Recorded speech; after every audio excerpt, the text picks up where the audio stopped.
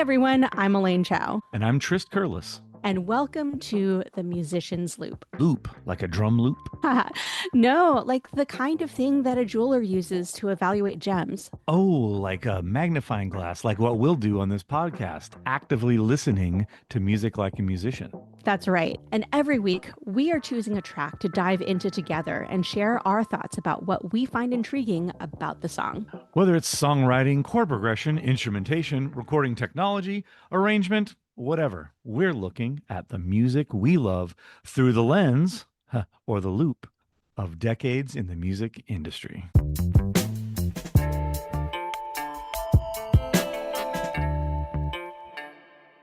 Hey, Trist, what do we have this week? This week, Elaine, we have what I'm positive is the slowest song that we've chosen for Musician's Loop. Don't even have to really think about it. You all will know what I'm talking about when you hear it. It's a song that many of you would know, has had many different versions over the years. The classic Blue Velvet. Also featured a bunch in the movie of the same name. Shout out David Lynch fans, of which I am one. But this doesn't have anything to do with that. This is just Blue Velvet.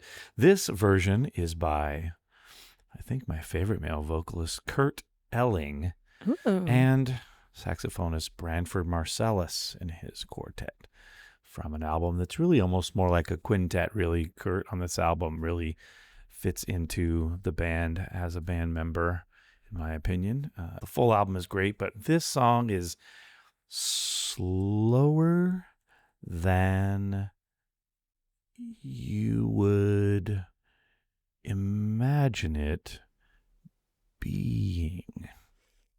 And with that introduction, Trist, can you talk a little bit more about how we listen to music as a part of the Musician's Loop community? We here at the Musician's Loop strongly encourage you to improve your listening environment when you're listening to the songs we choose, or just anytime. Anytime is a good time to listen better if you have a choice.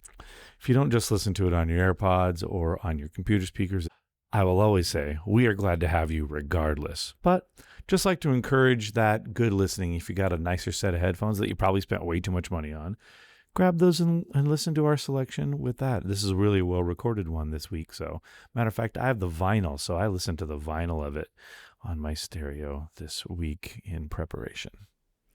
Okay, so with that, we'll leave the links in the show notes, and we will be right back.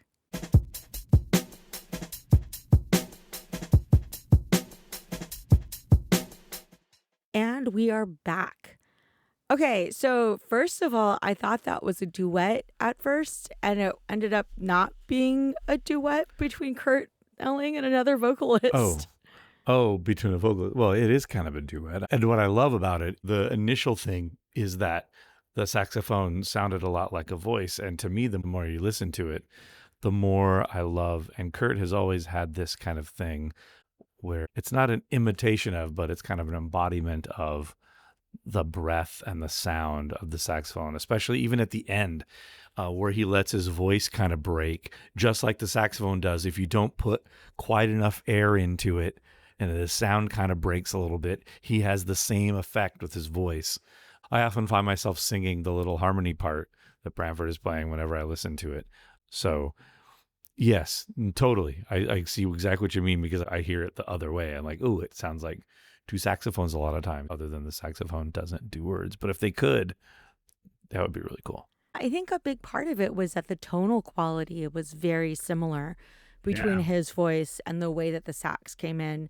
I don't even think I realized it was a sax for a solid, 10, 15 seconds or so until they diverged and I realized that it was a woodwind. It wasn't actually another voice.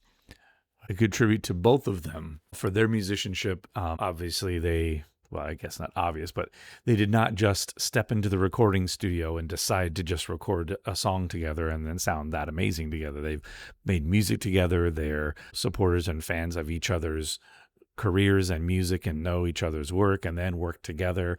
So then after all of that, to then tackle something like this, which is obviously the slowest slow dance at the prom, I would always speculating on that, but probably didn't talk about, hey, and let's really try to sound just alike. Like, I'm sure one of them just brought it up. Oh no, let's do this painfully slow, haunting version of this. That would be cool. I looked up something that I'd like to share a little bit later, but one thing I'd really like to talk about before we move on is, do you think that there was... It's like, play it as softly as you can without the tone breaking. Yeah. Except for with both of them, they have it breaks. About the effects that were on his voice that contributed to that sense of blend. And the reason I ask this is because I have heard some Kurt Elling before. I'm not super deep in his entire discography, but everything that I've heard, his voice has not been incredibly treated. It has been very much, it's close to, I don't want to say raw, but it's as close to unfinished as you normally get. And he's so precise with his singing, especially in some of the faster pieces that he's sung. But in this one, I found it interesting. I heard a little bit of echo or chorus on his voice. And I don't know whether it contributed to the haunting or much more the blend. And I was focused on the blend a little bit more. Any thoughts about that? Probably both. That kind of thing will help for sure. If you're using whatever effects you use, like a little slight delay and whatever reverb that you want to put on. If you put that on both of those instruments, they're already kind of matching, and then that helps them seem to match even more. For sure, that's a contributing factor to just how good those two voices sound together. I also find it really interesting that the range was pretty similar. Can you tell me a little bit more about Branford Marsalis? And is he just a tenor sax player? Does he play other types of saxes as well? Probably pretty well known as a soprano saxophonist, which, if I remember correctly, it's the same fingerings. Soprano and tenor are the same. This would be a great thing that someone could actually write and correct me on. But anyway, you'll see that a lot. But no, I think he's in jazz circles known for lots of things. But yeah, soprano and tenor. I feel like, interestingly enough, I feel like in his own works, maybe I think of him more as a tenor player, but I think the world at large probably knows him more for the things that he's done, playing on The Tonight Show, playing with Sting. Playing in one of Sting's great bands definitely helps millions of people know who you are. And he was very frequently playing soprano saxophone when he would do that gig. But yeah, the choice there is obvious with it wanting to be a matching sound. I've heard Kurt talk many times about listening to Dexter Gordon, classic tenor sax player. From what listening I've done to both of them, you can definitely tell that is someone he's listened to a lot. So he's dug into the tenor players a lot. There's a really great big Coltrane solo that he does on some records. He's definitely done his homework and listened to those instruments and likely affecting and influencing the sounds he makes. It's something unlike I really experience with most other male vocals. I'm thinking a bit about how the voice and the sax interplays.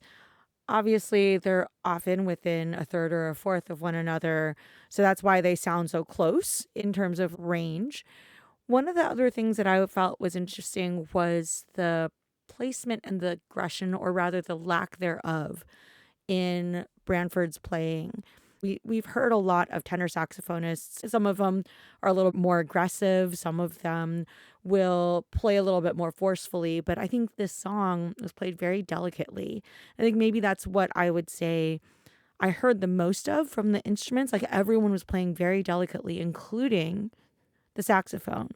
And I think we normally think of the saxophone as maybe a little bit louder of an instrument, especially compared to a voice. But in this, it was balanced very well with the vocal and really serving in a similar kind of tenderness. And similar to Kurt's voice in that I felt like he wasn't pushing it. It was very much a thoughtful placement in his voice, a very thoughtful and yet pure version of his voice. I feel like everyone was pulling back a bit to give it that more ethereal feel that you were talking about before. All the musicians and all of their lifetime of experience of musicianship lead them to equally contribute to and not mess up basically the vibe and the scene and the environment that is set up at the start. Like, oh, I don't want to be the one that messes this up. Like the vibe that's set, even just by the sound of the two of them right at the beginning. There's no intro, just the two of them start. The piano doesn't even come in until the bridge. It's almost apologetic, like, are you sure you want piano here when it comes in? It's like a ding, ding, just like, like almost apologizing for existing. We want to contribute to the vibe, not take away from it. So I love that about the way the drums and bass and everyone just follows. Honestly, I almost forgot there was even piano on the track until it came in the bridge. I was like, oh, right, there's piano. So even though the drums and bass are playing the whole time, they're so out of the way. They're just there because they were told to be. It's like so not about them. They're just holding on. And I love the thought that that's slow. I didn't really time it out, but there's no click in the ear. They're literally just free time, just letting the vibe happen the way it is. And I think it's magical. I think that we heard something very similar in the Lorez Alexandria song that we reviewed a couple months back or so, in that it was very delicate, very out of time, very much so that the words were driving the feel as opposed to any particular time. That being said, there was time. Like, I felt like, yep, it was time. It was different, but there was time. And to follow up with what you were just saying, the piano doesn't come in until a minute and a half into this 3.5-minute song. And to your point, it was very much treble. And it was just this little counterpiece. I also think that the sax, for that matter, was very much either in synchrony or just a very light counterpoint to what was happening in the voice. And I thought that was gorgeous. It really strikes you, especially within the whole record. I highly recommend listening to the whole project there. It's a really excellent release and quite different from everything else, which is you love that variety on the album. There's nothing else like that on the album that I can recall. I know that they do an actual duet, just the two of them on that album as well. So some of that vibe and some of that musicality between the two of them is there. But yeah, just the variety on the whole record is great. And this one is definitely a departure. It would be amazing to hear live. I don't know if they ever did that one really live that way, but that would be amazing to see. So I did a little bit of Google searching and found the website of Marsalis Music, which is Branford Marsalis's record label. And there's a little bit of an essay about Upward Spiral, which is the album that this is on. And I'm just going to read a little snippet from it. Sweet. 2 classic ballad performances complete the collection. Open quote. Kurt had wanted to do Blue Velvet using Bobby Vinton's hit version as a starting point, Marsalis recalls. I said that I'd write it out, but Kurt said, no, I want us to sound like ghosts with just enough technique to get the message across. He also wanted to do a voice tenor duet, which I was originally against, but we tried I'm a Fool to Want You, and he was right. When you have a singer who can inhabit the emotional space, it works. I always like that. I didn't want to do this at first, and then it was awesome. I like that when experts can do that.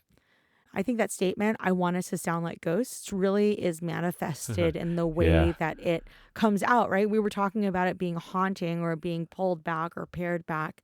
And there really is a sense of sprinkling, like everything's sprinkled on. A little bit of bass, a little bit of drum. It was just hi-hats for most of it. And a little bit of this treble part of the piano as well. Yep. I'm getting the willies thinking about it. I was like, oh, maybe that's the haunting that we were talking about. I'm just such a big fan of Kurt's, and frankly, I'm usually going to him for the improvising and the vocalese and the medium groove or up stuff and just energetic things. But man, there's a little period there when the whole world was celebrating the Sinatra 100th birthday, and I caught a set during that year, and he was mostly just crooning tunes like that, not really improvising much, just singing the songs really well. And it's like, oh, right, I enjoy these things that he does, but wow, what a great song stylist and innovator. And so I was just knocked out the first time I heard this. In a way, it makes perfect sense that I would not expect it. That's what I expect now from him, is the unexpected. He likes to mix it up. One of the things that I noticed as I was listening to this was that it sounded very new to me. And I was like, do I know this song? Like, I don't know. And so as I was preparing for this episode, I decided to go and listen to the Bobby Vinton version. And I also decided to listen to the original Tony Bennett version, although what I ended up finding was one of the duets that he had done with Katie Lang. Mm-hmm. And as soon as I heard the Bobby Vinton version, I was like, oh yeah, I know this song. But the fact that my brain hadn't made the connection between the two songs, it speaks about how much A, orchestration, but also B, the out of timeness of it really does change your perception of the song itself. The way they set a completely different mood and environment. You paint different pictures with your brain hearing this one. I also think that the Tony Bennett and Katie Lang version was significantly different than the Bobby Vinton version as well. And so that was an interesting juxtaposition between the three different versions of this song. Absolutely. That's the key to a good song. It still delivers and hangs in there regardless of who's doing it or what the style is. That's great. Now, one thing that I thought was really interesting with the orchestration of this one, just looking at the lyrics, because we haven't talked about the lyrics, they're pretty short, I think, just in general. It's also somewhat hard to track that amongst all of the musical stuff that we've been talking about. It's like, what is this talking about? It's blue velvet and lots of blue. And a big part of that is that this is a song about memory. And if we take a look at the bridge, it talks about, oh, the love we held so tightly. It goes on for a little bit longer. But when she'd gone was a glow of blue velvet. But in my heart, there'll always be precious and warm a memory through the years. And I'm still fancying blue velvet through my tears. And I don't think that I necessarily got the sadness of this song in the Bobby Vinton version or in the Tony Bennett version. But I think I'm seeing where Kurt Elling was going with this, because it is a song about grief. It is a song about memory, and having it in this more dirge-like tone really does put a little twist on it that I don't think I really expected out of it. I think of those three versions that you've mentioned, they're always a memory, but each one of them, the narrator, the person who's having the memory, is at a different place in their life. Like Bobby Vinton is not in his older years. That's not an 80-year-old reminiscing about a time that he had. It's a totally different vibe, a different energy. It wasn't very long ago, the person that Bobby Vinton is playing. However, the person that Kurt is playing, man, that's sitting on a front porch telling a story that you've told 1,000 times, and you're now in your 80s or 90s, and you're remembering this magnificent time you had and how lovely this woman was. It's what I think of as I see the lyrics. To me, it feels like it matches perfectly with the vibe that they've set up. Yeah. I'm kind of curious then about what the original Tony Bennett version was like then, because I only listened to the version with Katie Lang in it, which is near the end of his life. And knowing that the original that he actually made popular in 1951 was a good 40, 50 years before, when he was young like Bobby Vinton. I'm very interested in hearing then whether it had that kind of nearness and that youth to it, the same that you were talking about the Bobby Vinton version. So maybe we leave this as an exercise for our listeners, and we'll leave a couple of different links of different versions of this in the show notes for you to evaluate on your own. Absolutely. You can let us know what you think. How does the reading of the song, no matter the person's age, how does the tempo and the vibe and the delivery of the song give you a mental image of who the person is talking about it and how old they are and how long ago this event occurred? Yeah, that's an interesting thing to think about. Well, any last thoughts on this before we move on? Not that I can think of. It's fantastic, and just really encourage you to listen to the whole album if you can. All right. And so with that, we're going to move on to our next segment, which is Mailbag.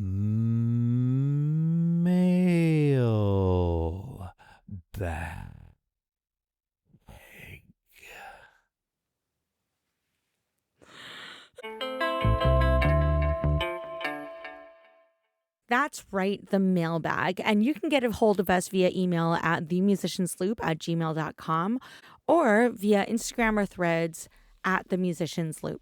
Yes, that is where you can let us know about the different versions of these songs, or if I totally misunderstood how the fingerings of the saxophone work, you can please let us know there. Okay, and this week's mailbag is from Finch Bergling from May of 2026.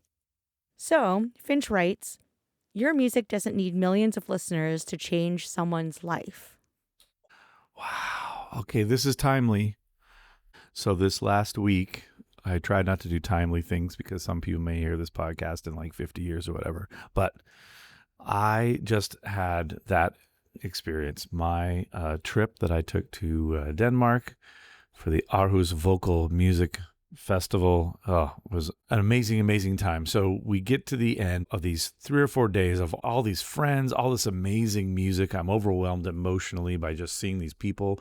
I've traveled all this way just to learn and go to these workshops and hear these great music. And the very last concert, of course, is really touching, and all the people have kind of gathered together because it's the last little bit. There's a local group that's singing, and of course they make their last song this poignant, emotional kind of thing. So I'm already right there just kind of brimming, and it's the time you're about to hug and say bye to everybody and hope that you see them the next time. So I'm in that state, and it's just after that where a gentleman walked up to me. He looked like he was, I don't know, in his late 20s, early 30s maybe. And he says to me, "Oh, are you Trist from the original Impact?" Impact is the a cappella group that I was in long ago. I started it in 1995. I'm one of the co-founders.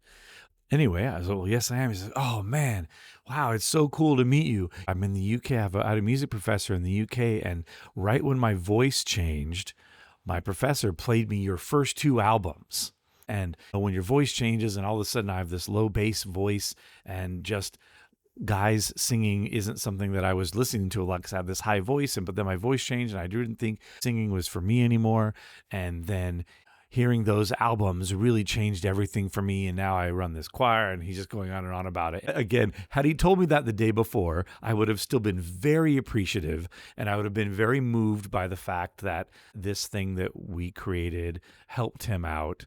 But then he hit me just moments after the last song of the last concert of this 3 days of thing. So as he's telling me, my eyes are tearing up as I'm saying, "Oh, thank you. You know, I really appreciate it. You never know when someone's going to remember that stuff you did so long ago." I can barely get it out because I'm like crying and I'm laughing about it at the same time because I'm realizing exactly why it happened.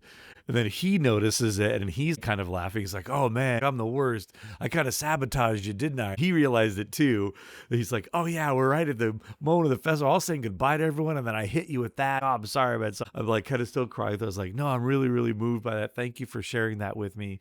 All of that to say that nails it. I don't need millions of listeners to have heard those albums, but this kid at the right time heard us do our thing and was inspired to like, "Oh, okay, my voice does fit somewhere."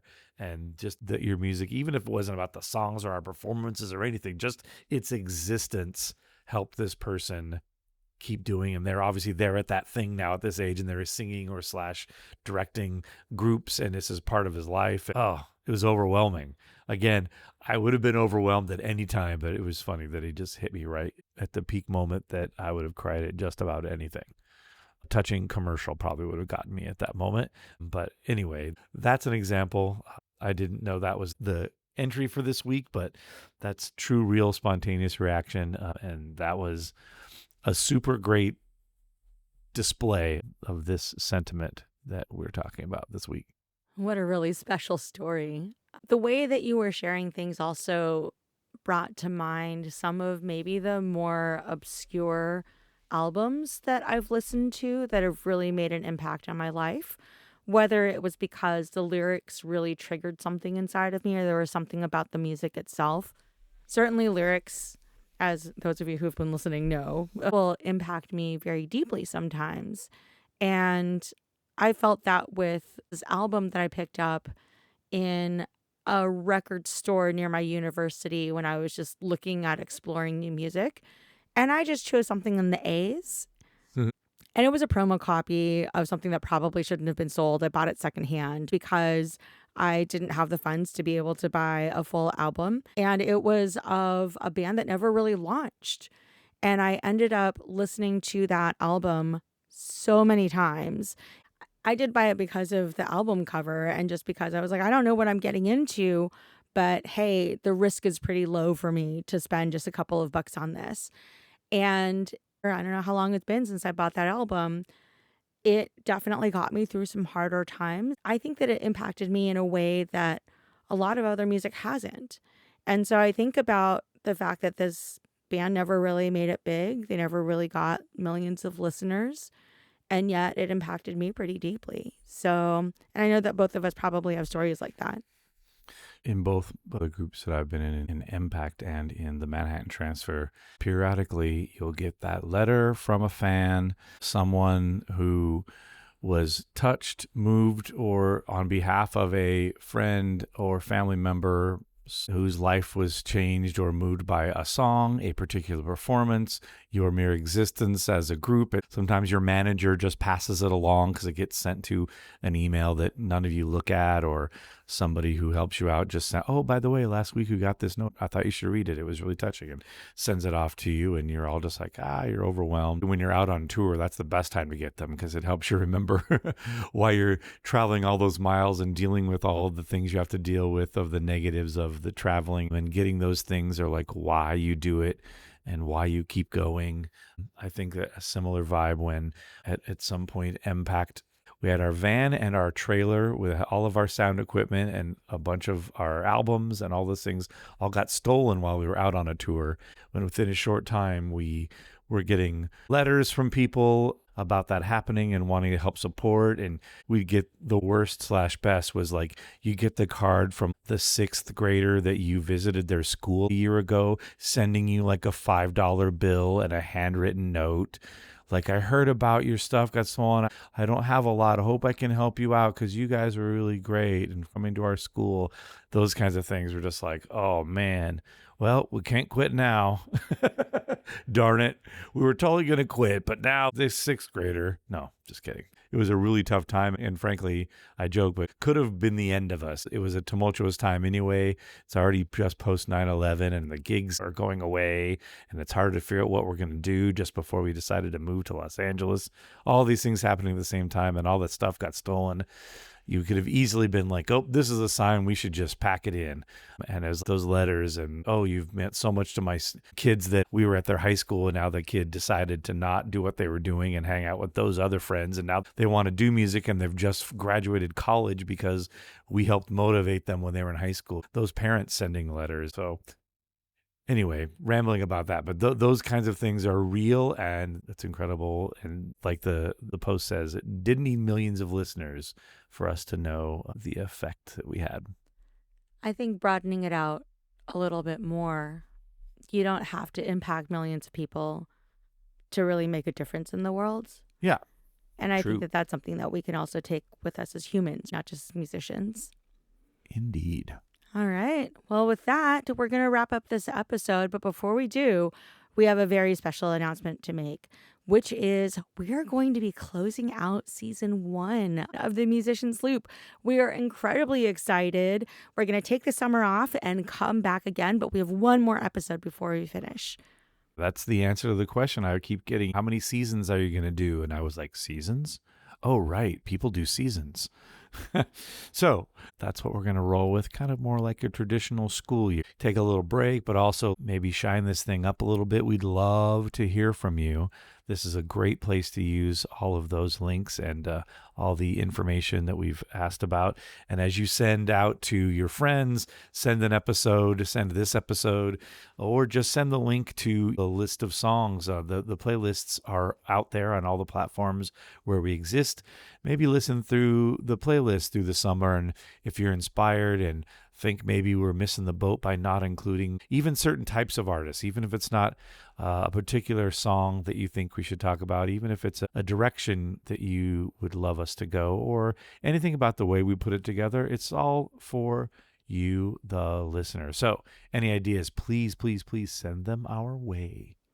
Awesome. We're excited. And so with that, we will see you next week for our last episode of this season. All right. See you then.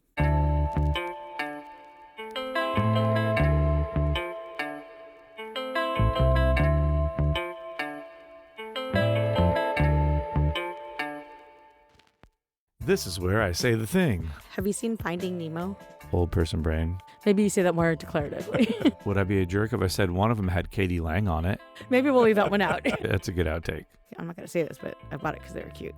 For some reason, my brain can't put all those words together in the right order.